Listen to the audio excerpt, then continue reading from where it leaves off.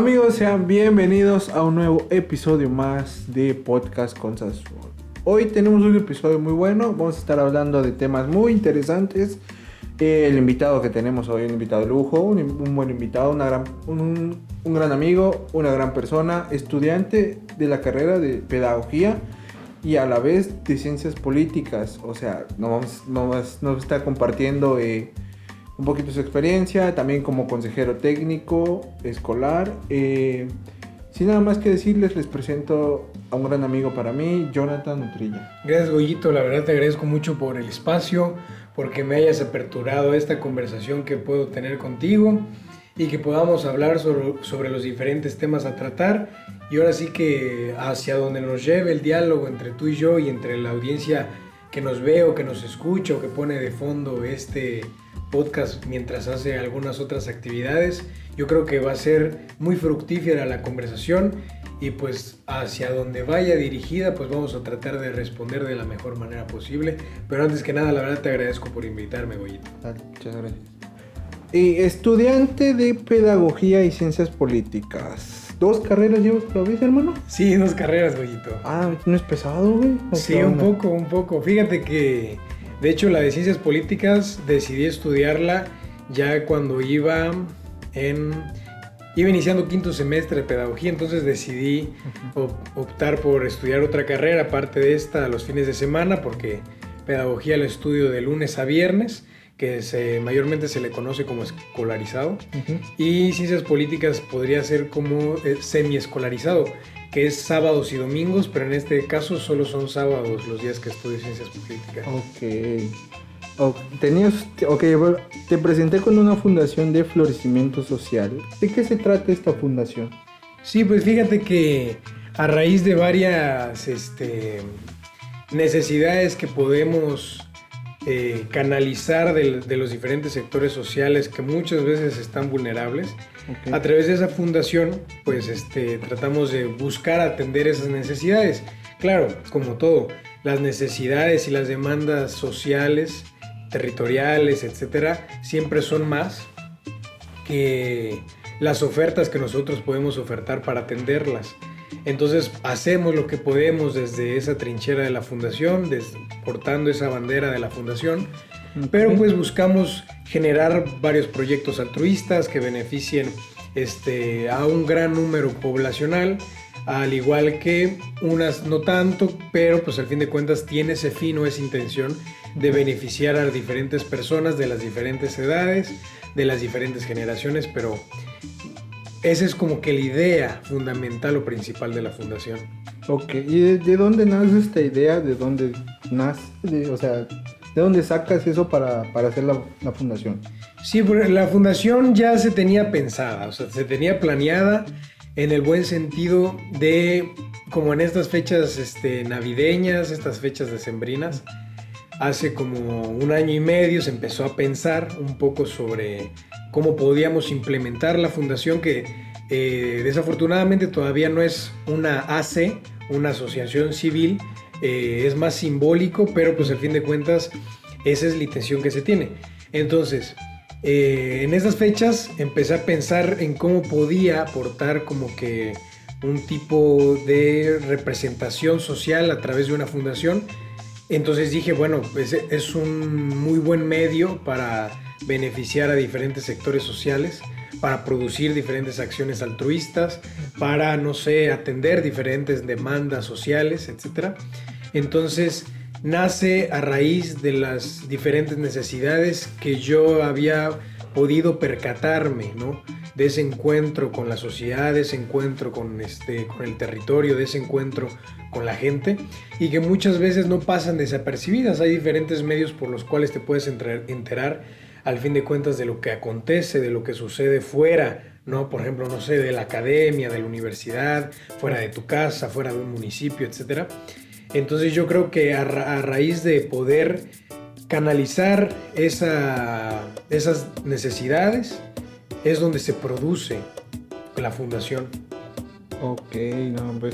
Pues ¿y hacia qué población está enfocada la fundación? ¿Hacia qué va? ¿Qué labores hace? Sí, por ejemplo, la fundación está enfocada como ya bien dije, ¿no? A los diferentes sectores poblacionales, a las diferentes edades generacionales. O sea, al fin de cuentas depende mucho del proyecto y hacia dónde esté orientado ese proyecto. Por ejemplo, ¿no? Contándote un poco del proyecto que acaba de culminar a finales de noviembre, que fue del 24 al 28 de noviembre, duró una semana, que fue el proyecto de Escuelas por la Vida. Okay. En este caso, pues, al fin de cuentas, este proyecto iba orientado a maestras y maestros de educación del sector indígena. Entonces, ahí ya podemos ver hacia dónde y hacia qué sector va orientado. ¿Y cuáles son sus fines? Pues en este caso, el fin de ese proyecto era dotar de conocimientos teóricos y de habilidades prácticas a las maestras y los maestros que mayormente están en un 95% ubicados sus centros de trabajo en comunidades rurales. Okay. ¿Qué pasa, no? La pregunta es esa: ¿por qué implementar ese proyecto aquí en el municipio de Yajalón? Que al fin de cuentas es porque están desatendidas ese sector y esos centros de trabajo. Para que llegue una ambulancia, por ejemplo, para que llegue un paramédico o atención primaria a la salud, es muy difícil, ¿no? Sí. Es muy difícil accesar a ella. Entonces, por lo tanto, dotar de conocimientos teóricos y de habilidades prácticas a las y los maestros en primeros auxilios, yo creo que es beneficioso, no nada más para ellos y para ellas, porque fue aproximadamente a 170 maestras y maestros que capacitamos. Un número. Ajá. Sí, entonces si multiplicamos eso en la capacidad de alumnos y alumnas que hay en cada centro de trabajo, se triplica o se cuatriplica, que sería aproximadamente, si no me falla el dato, eran más de 4,000 alumnas y alumnos, niñas y niños que tienen en total en los centros de trabajo de las maestras y maestros que capacitamos. ¿A qué voy con ello? Que no se benefician solo a 170 maestras y maestros, sino que se benefician a 4,000. A un buen sector de la población. Entonces, esa es la intención que muchas veces tienen los proyectos a gran escala, ¿no? De la fundación.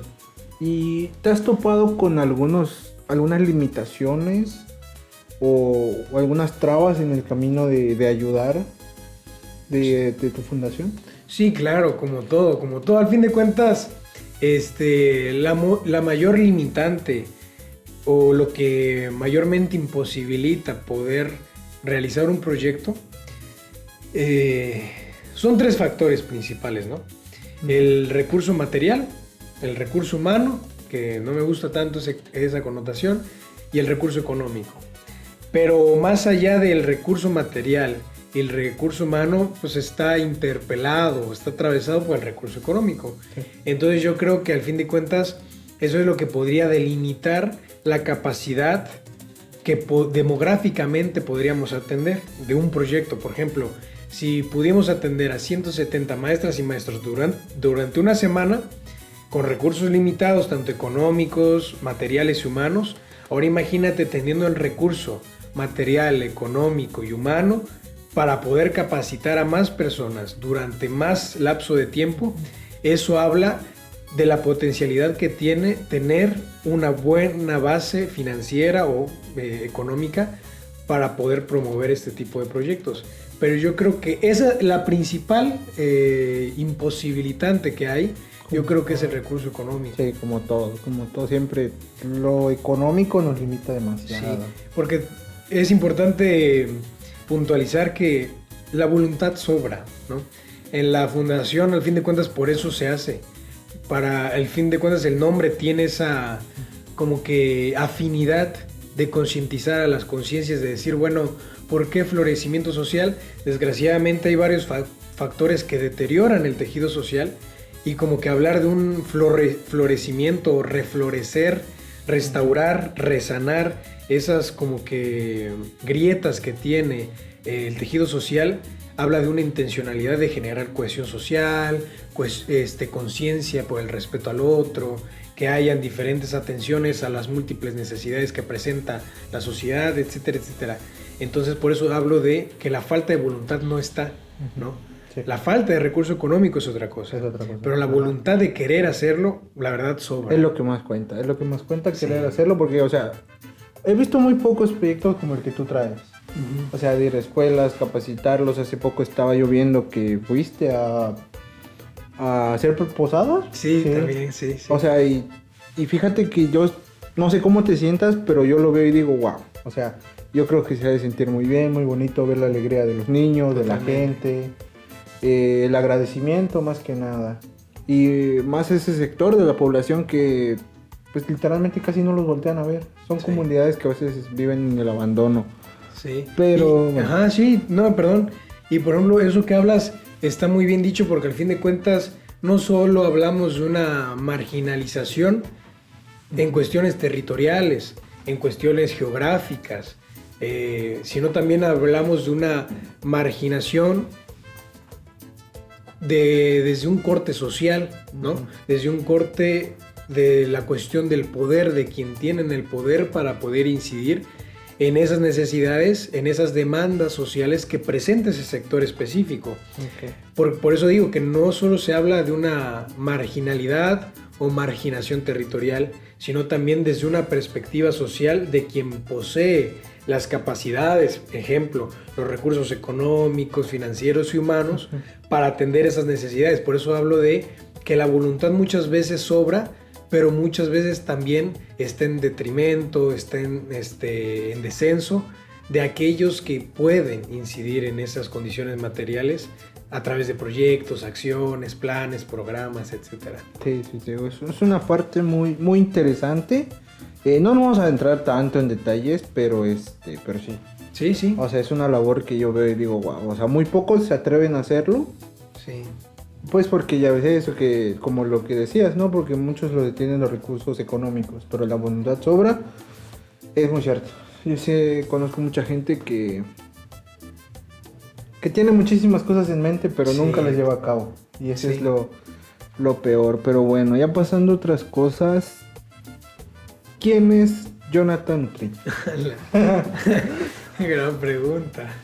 No, pues, ¿quién es Jonathan Utrilla? Pues, es que si te describo a mí mismo desde mi misma perspectiva, podría sonar un poco egoísta, ¿no? Pero al fin de cuentas, por los fines de la pregunta que estableces, yo creo que pues Jonathan Utrilla es una persona que le gusta servir como servidor, no como usurpador, ¿no? Es una persona que le gusta reconocer la realidad del otro. Es una persona que le gusta escuchar, porque al fin de cuentas, antes de aprender a hablar, primero aprendemos a escuchar, ¿no? Okay. Por eso tenemos 2 oídos y una boca. Primero aprendemos a escuchar al otro para poder después dirigirnos al otro.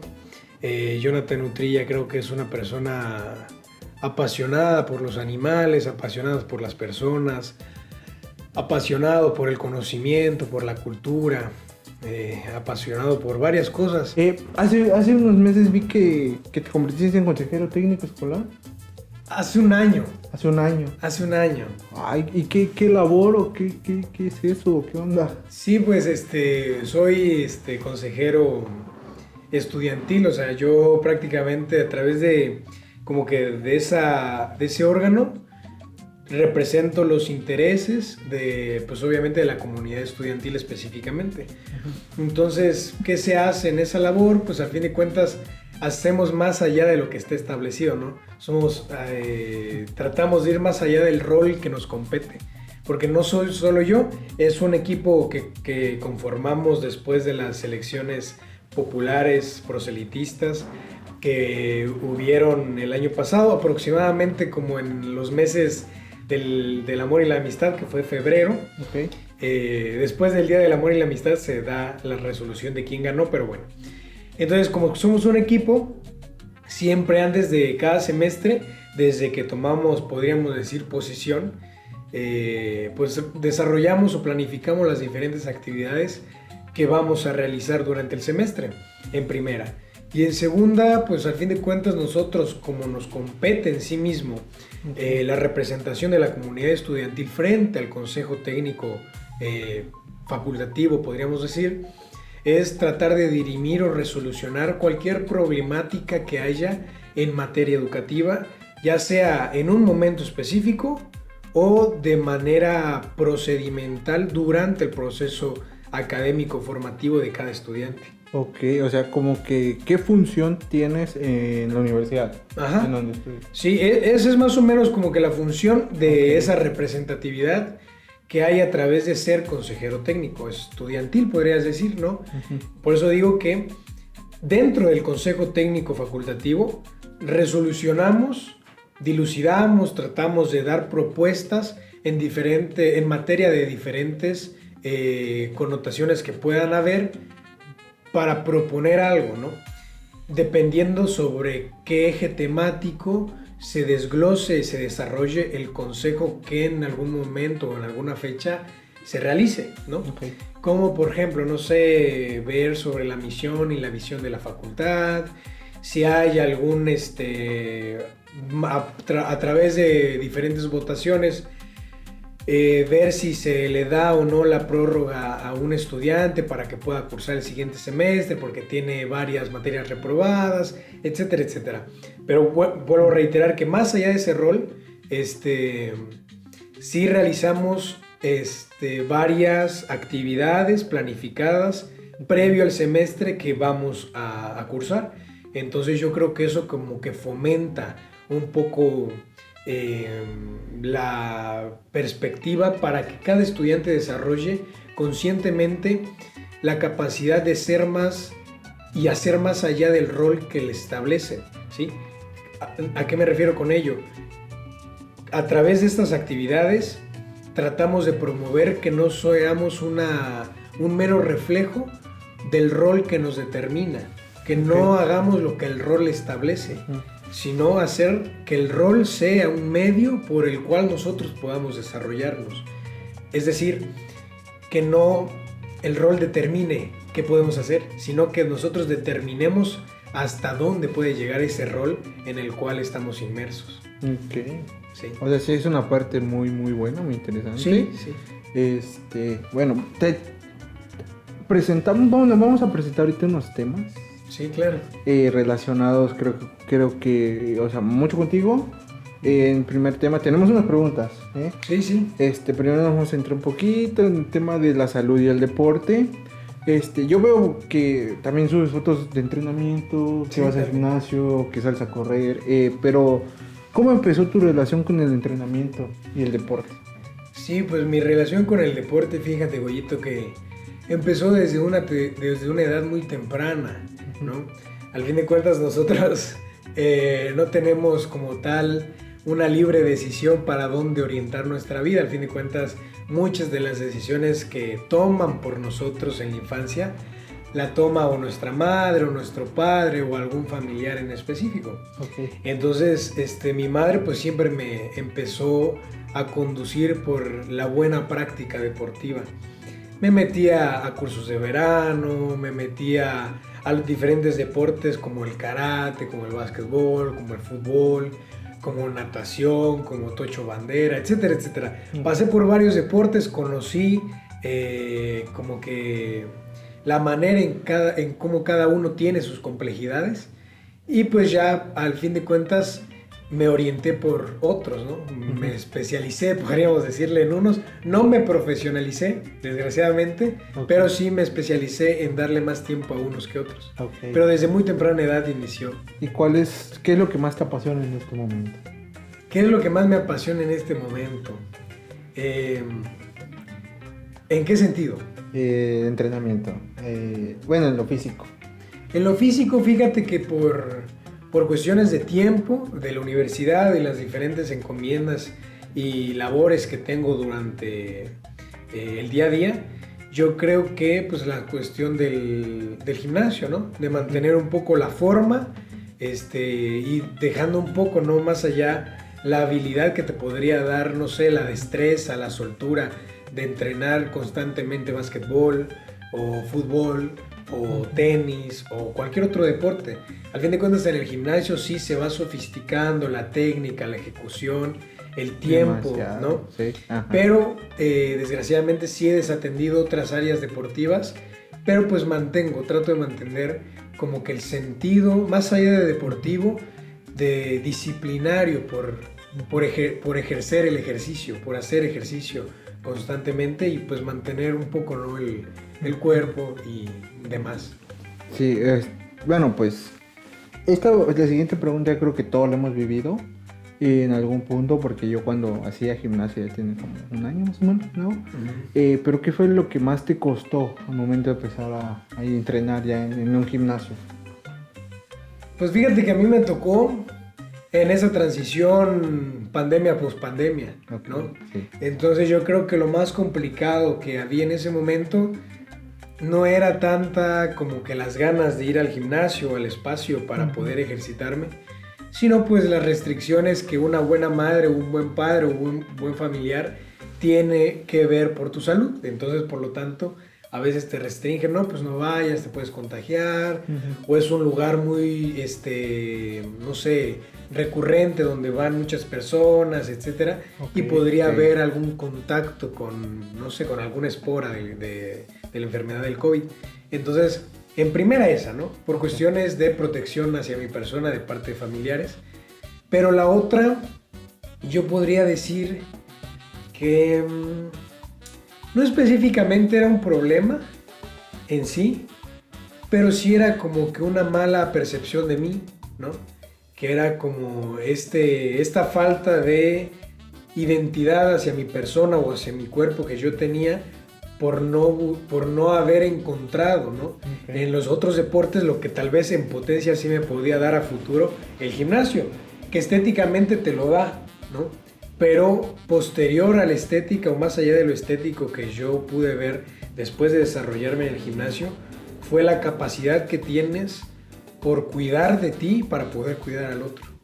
Sí, o sea, Sí. te lo digo igual por experiencia, o sea, ir al gimnasio te ayuda demasiado. Sí, muchísimo. O sea, te ayuda en muchos aspectos, no tanto lo físico, lo estético, también, o sea, muchísimo, pero también en lo mental. Claro. Y es algo que también como muchas personas nos cuesta cuidar, pues no sé por qué a muchos nos cuesta cuidar nuestra salud mental. Sí. ¿Tú por qué crees que nos cuesta? ¿Por qué crees que nos cueste la salud mental? Sí. Porque la salud mental no está divorciada de la salud corporal, ¿no? Al fin de cuentas muchos pecamos, ¿no? De que, por ejemplo, primero las emociones y después la razón, o después la razón y después las emociones. Al fin de cuentas somos uno en totalidad, somos mente y cuerpo y alma y todo lo que queramos decir sobre nosotros y sobre la humanidad. Pero la salud mental, fíjate que es muy complicada porque la salud mental está relacionada muchas veces a los diferentes factores por los cuales vivimos en el día a día, ¿no? Y yo creo que no te lo da en totalidad la salud mental el ir a ejercitarte o el hacer deporte. Es como que un efecto de la causa principal de ir a hacer deporte. Okay. Pero la salud mental, desgraciadamente, es complicada de ejercer. Es eso de hablar de salud mental, muchas veces es muy difícil porque ¿cómo entiendes un tipo de salud en algo intangible como la mente? ¿No? Sí. Entonces podríamos cambiar la connotación de un tipo de estabilidad o equilibrio mental, que es muy distinto, Sí. ¿no? La salud la ponemos como algo que puede mantenerse durante el tiempo. Por ejemplo, yo me puedo mantener durante todo el año, menos en épocas decembrinas, sin tos. Pero un desbalance hormonal me podría decantar por un desequilibrio mental.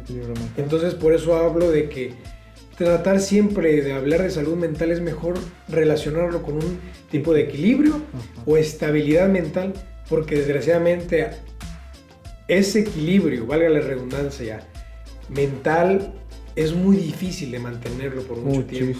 Sí, o sea, Todos los días, perdón. Sí, yo me iría más por el concepto de equilibrio, o sea, mantener nuestra mente muy equilibrada, siento que nos ayuda muchísimo, Sí. porque a veces podemos ir al gimnasio, podemos ir a jugar a básquetbol o algo así, y yo sé que el deporte ayuda muchísimo, sería una terapia, pero hay muchas veces que vamos sin ganas, desmotivados, con muchos pensamientos de que no sé si lo voy a lograr, no sé si lo estoy haciendo bien, qué estoy haciendo aquí, o sea, yo siento que eso también nos puede matar. Sí, O sea, totalmente, tienes razón, porque al fin de cuentas concuerdo contigo porque el deporte sí puede influenciar demasiado en qué sea de tu vida posteridad. Okay. Por ejemplo, muchas veces una persona entra a hacer deporte o va al gimnasio no sé, porque tuvo alguna ruptura con su pareja, Sí. o porque tuvo alguna pérdida familiar, o porque tuvo algún problema en la escuela y quiere buscar algún espacio para desahogar esa energía.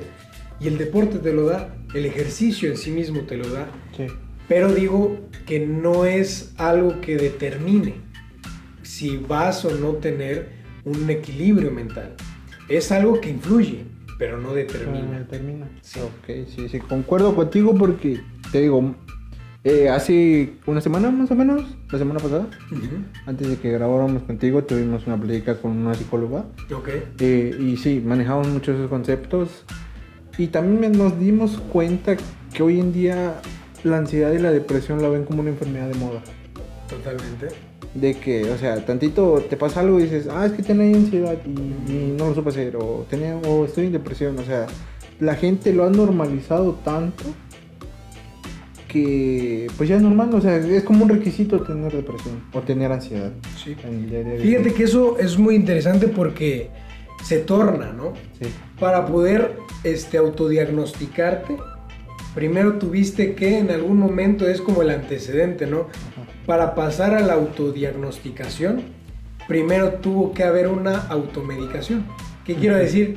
Que es como un tipo de análisis en retrospectiva, que para que nosotros nos pudiéramos autodiagnosticar como depresivos o como un tipo de espectro de ansiedad o tener ansiedad, hubo una práctica cotidiana anterior a ella, que era la automedicación. Sí. O sea, yo platicando con diferentes médicos, estudiantes de medicina también, la pregunta era ¿cómo erradicas la automedicación si está cotidianizada? Sí, Es imposible. Imposible. Es casi imposible, ¿no? Sí. Porque al fin de cuentas entrar en los hábitos de cada persona es muy difícil. Sí. Entonces, por eso digo que su antecedente de autodiagnosticarnos es la automedicación que hubieron y ha habido desde hace muchos años en la práctica cotidiana de poder erradicar una enfermedad que te atenta a ti o que me atenta a mí o que atenta a un colectivo. Entonces, ese es como un síntoma, ¿eh? O sea, la autodiagnosticación es un síntoma que no solo es de esta época, pero que se ha como que se ha puesto más en boga más en la generación, si se le quieras ver así, no más del 2000 para adelante, ¿no? Sí, donde se pusieron a implementar este modelo. estos conceptos. Ajá. De mayormente cotidianos de depresión o ansiedad, pero esta autodiagnosticación nos puede llevar pues a caminos no muy propicios para curar de una u otra manera esa depresión que a priori puedes o no tener, o una ansiedad que a priori puedes o no tener. Entonces, sí. Ok, bueno, ya hablando un poquito, o sea, al inicio decíamos que tenías 2 carreras. Sí. ¿Qué tanto ha influenciado tu vida estudiar pedagogía y estudiar ciencias políticas? ¿Cómo han influenciado esas 2 carreras en tu vida? Sí, yo creo que de manera muy positiva, ¿no? Yo creo que las 2 carreras tienen su qué, tienen su para qué, tienen su cómo, y todas esas preguntas surgen a raíz del estudio de ambas. Okay. No de manera simultánea, porque como ya bien dije, empecé a estudiar primero una, después otra, y ahorita podríamos decir que las llevo de manera simultánea, no en el mismo momento específico del día, pero pues sí las llevo de manera simultánea. Pero creo que sí han influenciado demasiado, porque al fin de cuentas se relacionan ambas. Okay. A veces pensamos que una carrera excluye a otra, ¿no? O una carrera está aislada de otro campo disciplinar o otro campo profesional.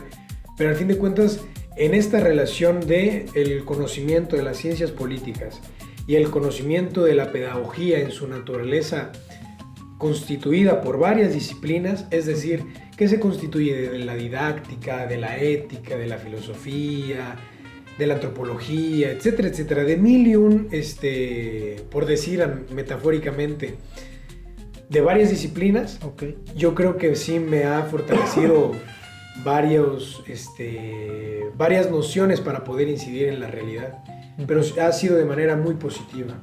Las 2 carreras de manera muy positiva. Ok. Sí, porque o sea, decíamos, yo cuando vi tu perfil y vi que decía estudiante pedagogía y ciencias, pero dije, chinga, ¿cómo es que le haces para llevar 2 carreras a la vez? Yo estudié una y, Sí. y es demasiado pesado. Y ¿no te ha estresado o cómo has aprendido a llevar el estrés? Porque una carrera es muy pesada. O sea, cualquier tipo de carrera profesional tiene sus dificultades, sus momentos de estrés. O sea, ¿cómo has aprendido a sobrellevar ese estrés? Sí, como te decía, ¿no? Siempre he tratado de mantener el equilibrio, ¿no? Okay. Al fin de cuentas, si te hablara de la maraña que hay para atender, ¿no? O estar a tiempo para alguien, para algo, para una situación, etcétera, sería demasiado porque al fin de cuentas, estudiar 2 carreras te demanda mucho tiempo, mucho esfuerzo, mucha constancia, entre muchas otras cosas. Pero desgraciadamente no lo he podido erradicar, ¿no? Okay. Al fin de cuentas sí colapsas. Llega un momento donde colapsas, donde dices, bueno, dejo una, dejo la otra, o las llevo las 2, pero desatiendo más una que la otra. Entonces yo creo que ahí he tratado de sobrellevar en el mismo camino. Dice Antonio Machado, caminante no hay camino, se hace camino al andar. Entonces yo creo que en ese mismo camino que todavía no traza una línea exacta de cómo llevar ese camino, yo creo que eso es lo que me ha propiciado a que lleve de manera adecuada las 2 carreras, pero pues siempre, ¿no?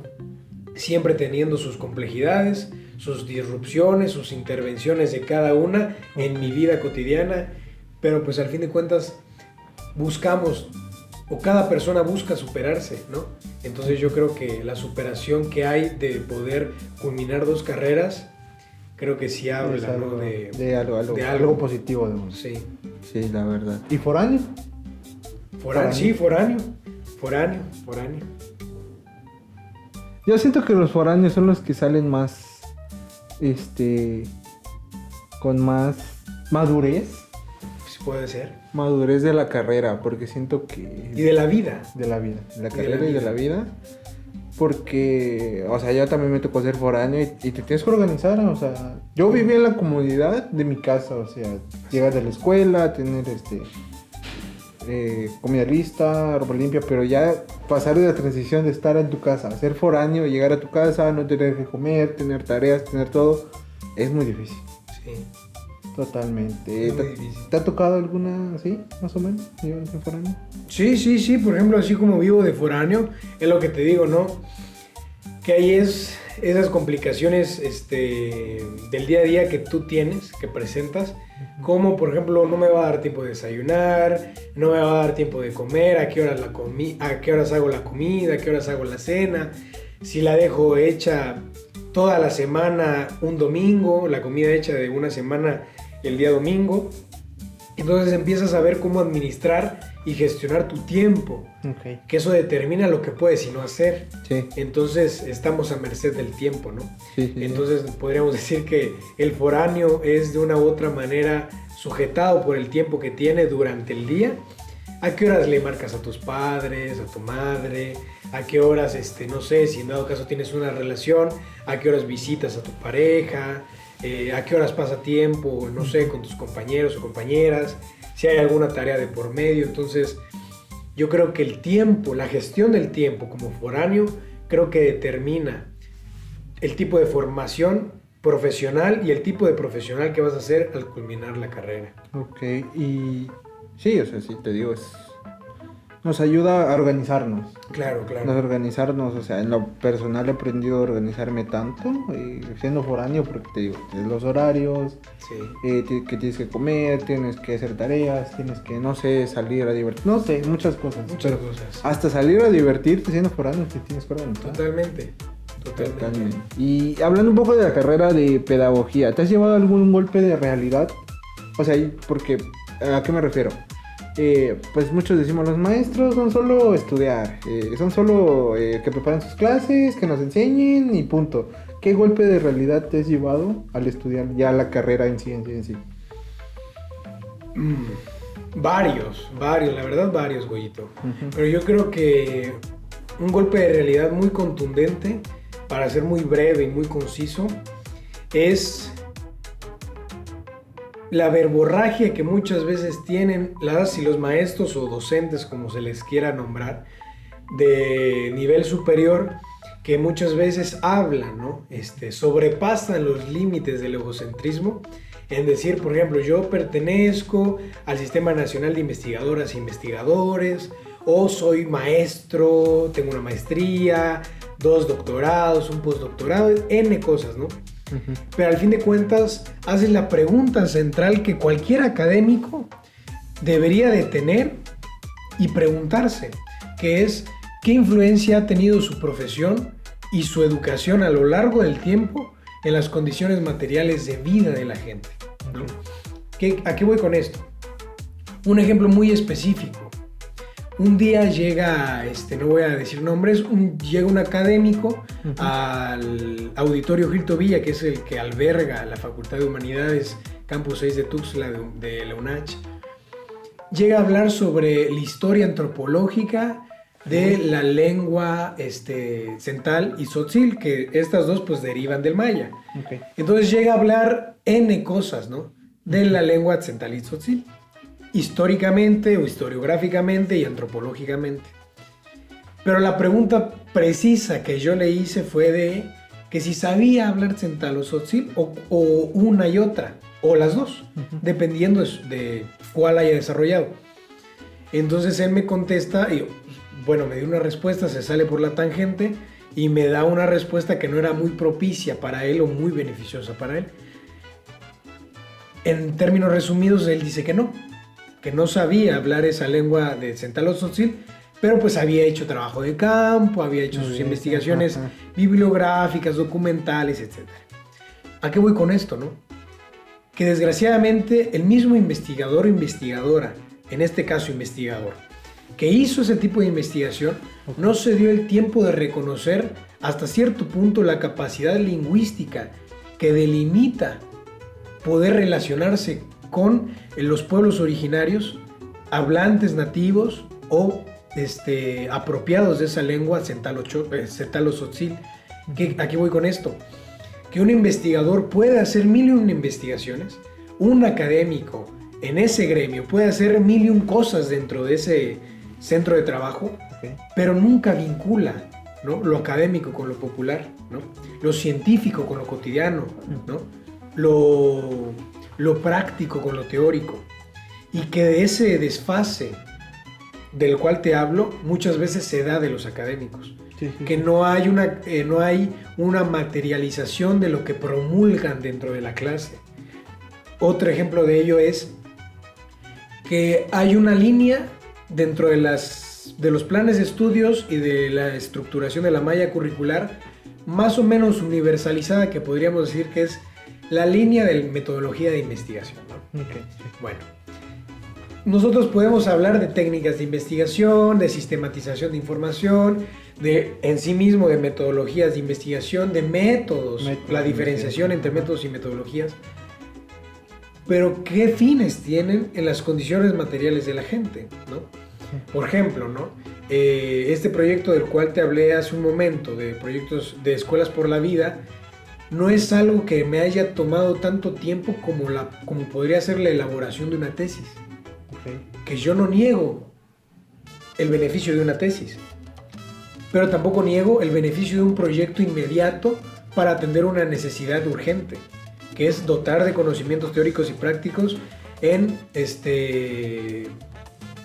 conocimientos básicos de primeros auxilios a maestros y maestras del sector indígena. Okay. ¿No? Entonces a eso voy, que muchas veces carece de practicidad aquello que se promulga, se desarrolla y se enseña en las diferentes unidades de aprendizaje que tienen los diferentes planes de estudios en las diferentes carreras, no solo en una, sino en las diferentes carreras. Ok, y hablando un poquito de ciencias políticas, ¿qué golpe de realidad te has llevado? Dame un ejemplo, ¿como cuál crees? Digamos. Dime tú un ejemplo de realidad. Un estudiante de ciencias políticas va a ser un político. Uh-huh. Va a ser un político, va a ser como todos, se va a unir a un partido, va a haber corrupción, va a haber de todos esos. E incluso han llegado a decir que ahí les enseñan a robar. Dime tú lo que te has llevado. Sí, por ejemplo, al fin de cuentas, eso es muy importante siempre delimitarlo y determinarlo y darle significado al significante, ¿no? En términos un poco lingüísticos. Pero ¿a qué voy con esto? El significado y el significante. El significado de ciencias políticas o de la política en sí, ¿no? Por ejemplo, quien estudia ciencias políticas tiene varios campos de estudio. Puede estudiar en sí mismo cómo se desarrolla el poder, ¿no? Cómo se produce, cómo se estructura y cómo se ejerce el poder. Y hacia dónde va orientado esa ejerción del poder. Puede estudiar las instituciones, puede estudiar la organización estatal, puede estudiar los diferentes territorios que tienen organizaciones comunales, indígenas, puede estudiar N cosas, ¿no? Las ciencias políticas. Pero al fin de cuentas, y puede generar también estrategias electorales, entre muchas cosas. Pero desgraciadamente se tiene una mala connotación del político. Sí. Del político. Porque, y eso repercute directamente en quien estudia política. ¿Sí me explico? Sí, sí. Entonces, por ejemplo, la mala mancha y la mala racha y la mala connotación que le dan al político por su mala ejerción, como ya bien dije, del poder o de la potestad representativa que tenga en órganos gubernamentales, mancha a quien estudia ciencias políticas, ¿no?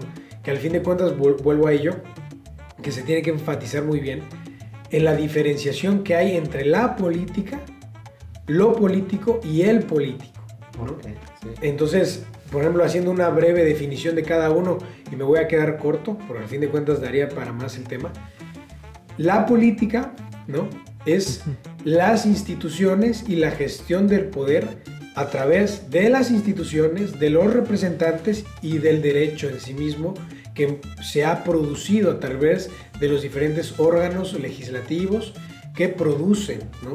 Los marcos normativos para poder convivir en una sociedad civil o en cualquier otra sociedad que delimita lo que puedes o no hacer. Y, por ejemplo, lo político es lo que se realiza en la vida cotidiana o en el día a día, ¿no? Como es la politización de la educación, la politización de la conversación familiar, la politización de decidir o no comer en un restaurante o comer unos taquitos en la banqueta, por ejemplo. Al fin de cuentas, lo político se da en la vida cotidiana de la gente. Lo político se da en la conversación que hay con los diferentes sectores sociales para buscar orientar proyectos que beneficien a esos sectores. Lo político se da en cómo nosotros elegimos a quienes nos van a representar, que serían las elecciones, en los movimientos sociales, los grupos de represión, los grupos de presión, los grupos de resistencia, todo eso es lo político, lo que se da en el terreno de la vida cotidiana. Y el político es aquel que tiene una potestad, que tiene un poder representativo, porque vivimos en una democracia representativa, quien representa democráticamente los intereses de la clase popular, que desgraciadamente muchas veces no representa los intereses de la clase popular, sino de una casta específica. O muchas veces representa los intereses propios o privados, ¿no? Ok, sí, comprendo ese tema. Pero pues bueno, vamos llegando ya al final del podcast. Ya estamos finalizando este primer episodio. Esperamos que sean más. Claro que sí. Si gustas, obviamente. Llegamos a esta parte. Yo te pregunto, ¿qué opinas de los podcasts? O sea, ¿te gustaría tener uno? ¿Te gustaría, no sé? Yo te hago esta pregunta. Sí, pues sí. Como tal, no me gustaría tener uno. O no es algo a lo cual yo tenga fines tal vez a futuro, pero si en dado caso o en dado momento se llegara a dar, pues tampoco me niego, ¿sí? Tampoco como que me aíslo de esa posibilidad que pudiera haber de que yo pudiera ser el conductor de un podcast, ¿no?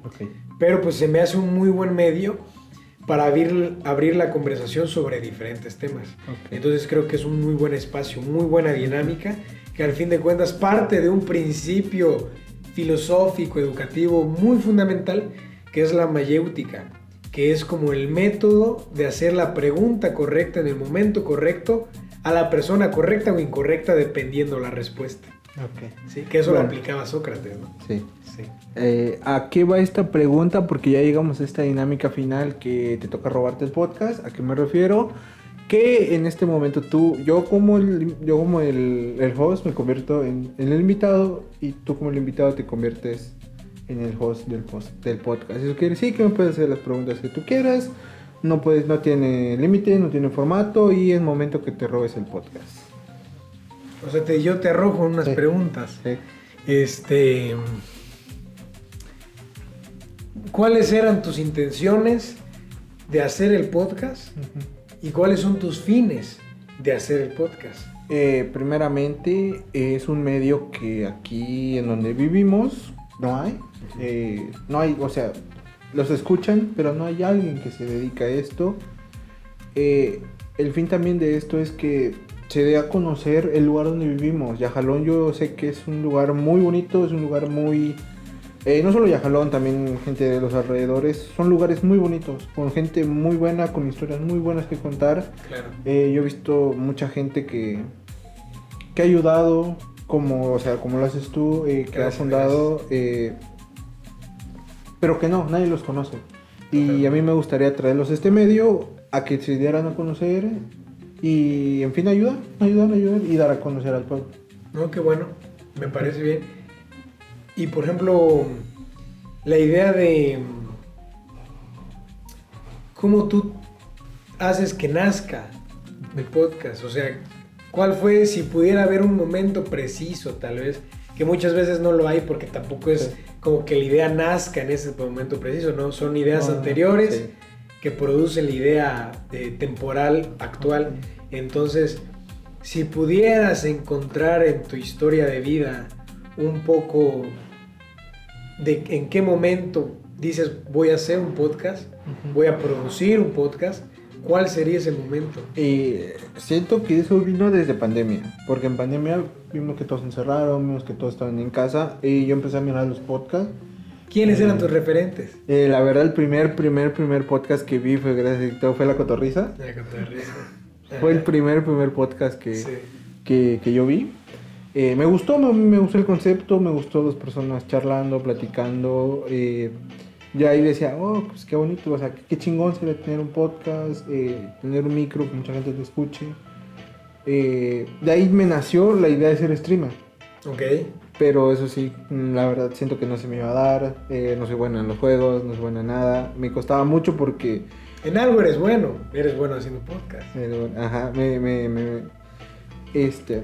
sentía que no iba a dar para los streamers. De ahí, en el año actual, yo me fui a una estancia a Guadalajara. Uh-huh. Allá yo conocí a dos personas. Bueno, un amigo es de Chiapas y otro yo también allá de Guadalajara. Que por cierto hay un episodio también con ellos. Allá yo fortalecí esto porque empecé a mirar más podcasts, empecé a mirar, escuchar también en Spotify. Y yo les decía a ellos, no, que hay que hacer un podcast. Y yo platicaba porque siempre como trabajamos en laboratorio, siempre... estábamos los tres. Yo me gustaba mucho platicar, yo me gustaba hacerles preguntas, verles su punto de vista, platicar, debatir. Exacto. Y yo dije, no, quiero hacer este podcast. Ya de ahí, pues, bueno, ya todos lo conocen, los que ven los videos de este canal. Mi amigo que es producción, se me dio la oportunidad que él dijo, yo te grabo, yo te edito, y va.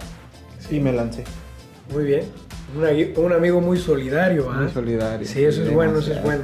Sí. Pero yo decía, ¿no? Que al fin de cuentas el principal factor para poder entablar una amistad es la confianza inevitablemente hacia el otro. Sí. ¿No?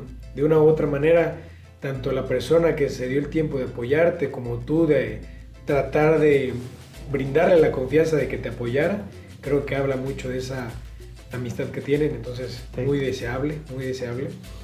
Entonces, tratando de hacer alguna otra pregunta por ahí,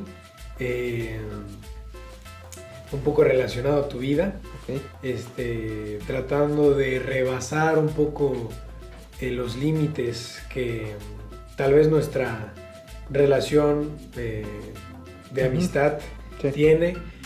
siendo un poco más allá de lo indiscreto, de lo discreto, Ajá.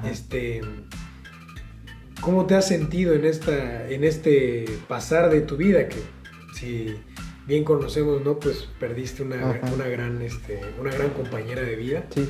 ¿Cómo te sientes después de Pues, ese momento? ha sido, la verdad no es fácil, no es cosa que que lo vas a superar. La pérdida de una mamá, y yo siento que muchos ya me entienden, Claro. no es fácil de superar. No es que te va a llevar meses, no es que te va a llevar un año. A mí me costó 3 años aceptarlo.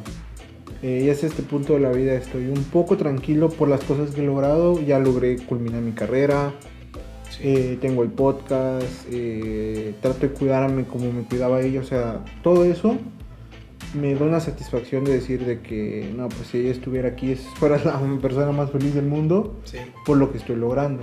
claro. Y hasta este punto, y también las terapias, no sé, también hablar con Dios, todo eso me ha Sí, ayudado sí. mucho a sobrellevarlo, a mantenerme en equilibrio.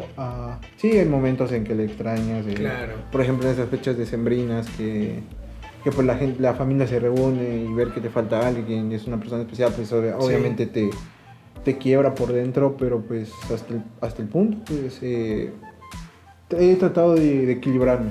Sí, no, qué bueno, qué Sí. bueno. Y por Sí. ejemplo, tratado de ahondar más, después de esa pérdida de tu madre, ¿qué representa para ti hoy en día tu papá? Mi papá ahorita es mi compañero de vida, es con el que, o sea, tenemos una plena confianza en decirnos las cosas. O sea, siento que es la persona más importante que tengo en ese momento. Qué bueno. La que tengo que cuidar, la que admiro, la que le cuento mis cosas, es a él. Y él me ha servido de gran apoyo, nunca me ha dejado solo, siempre ha estado ahí, al pendiente de mí.